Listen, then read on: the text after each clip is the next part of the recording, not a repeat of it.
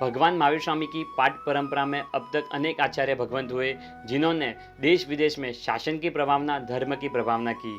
आज हम तक यह शासन अखंड रूप से पहुंच पाया है इन्हीं आचार्य भगवंतों के माध्यम से, और आगे आने वाले हजारों वर्षों तक यह शासन अखंड रूप से चलने वाला है। आज हम एक ऐसे ही आचार्य भगवंत के बारे में, उनके जीवन के बारे में, उनके जीवन के रहस्यों के बारे में जानने वाले हैं, जिनका अवतरण इस धरती पर लगभग 125 वर्ष पूर्व हुआ था।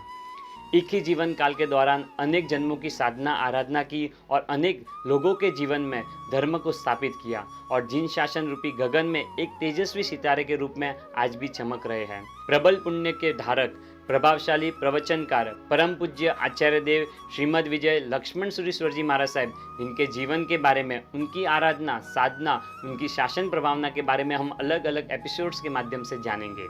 बात है विक्रम संवत 1953, मालवा की धन्य धरा पर जावरा नगर में एक पुण्य पुंज का अवतरण हुआ। माता धापूबाई एवं पिता मूलचंद जी के परिवार में एक पुत्र का जन्म हुआ और नाम रखा गया दौलत राम। बचपन में ही कुदरत ने उनसे माता पिता का साया छीन लिया और उनकी पूरी परवरिश मामा के घर पर हुई।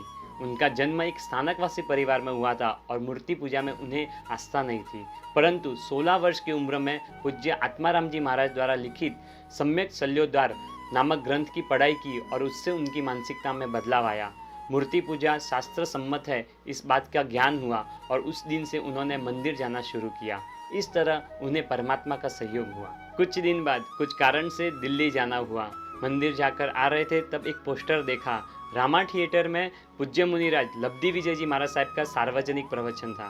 प्रवचन में दौलत राम भी गए और उस प्रवचन का असर उनके मन मस्तिष्क पर इस तरह हुआ कि उन्होंने लब्धि विजय जी महाराज साहब को मनोमन गुरु मान लिया। गुरुदेव भी रत्न के पारखी थे, उन्होंने इस रत्न को पहचान लिया था।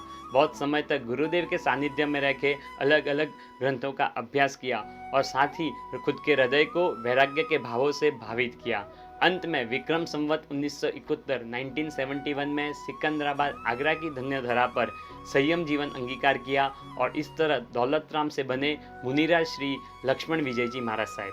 प्रबल पुण्य के प्रभाव से बहुत ही कम समय में प्रतिकूल वातावरण होने के बावजूद भी देव और गुरु का उन्हें सहयोग हुआ और साथ ही दृढ़ वैराग्य के साथ उन्होंने संयम की प्राप्ति की। दीक्षा जीवन अंगीकार करने के बाद ज्ञान अभ्यास एवं व्यावच में पूरा दिन व्यतीत करने लगे। मात्र धर्मशास्त्र ही नहीं, व्याकरण शास्त्र, ज्योतिष शास्त्र, मंत्र शास्त्र एवं न्याय शास्त्र में विद्वान बने। उनके व्याख्यान में एक अलग ही जादू था। वह शास्त्र के कठिन से कठिन पदार्थ को बहुत ही आसानी से और सरल भाषा में समझाते थे। एक बार मुंबई में उन्होंने आत्मा, कर्म एवं धर्म पर व्याख्यान दिए जो बहुत ही सुंदर एवं रोचक थे और आत्म तत्व विचार नाम के 2 पाठों में, 2 ग्रंथों में उनको प्रकाशित किया गया।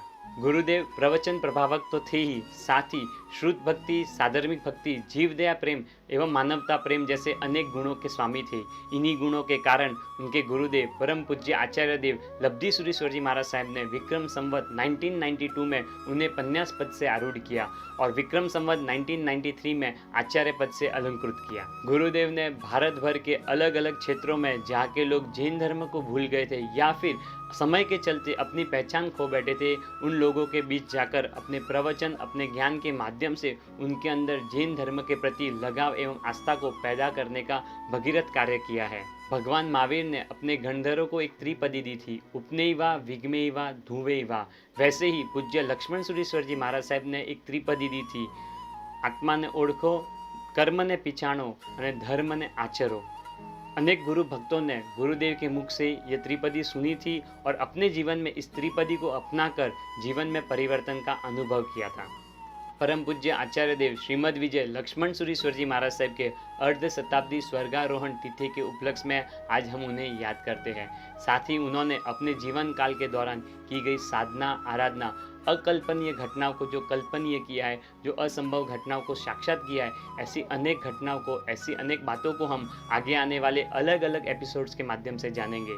आगे आने वाली अपडेट्स के लिए, आगे आने वाले एपिसोड्स को देखने के लिए हमारे साथ जुड़े रहे। जिन आज्ञा विरुद्ध कुछ भी बोला गया हो तो मिच्छामि दुक्कडम।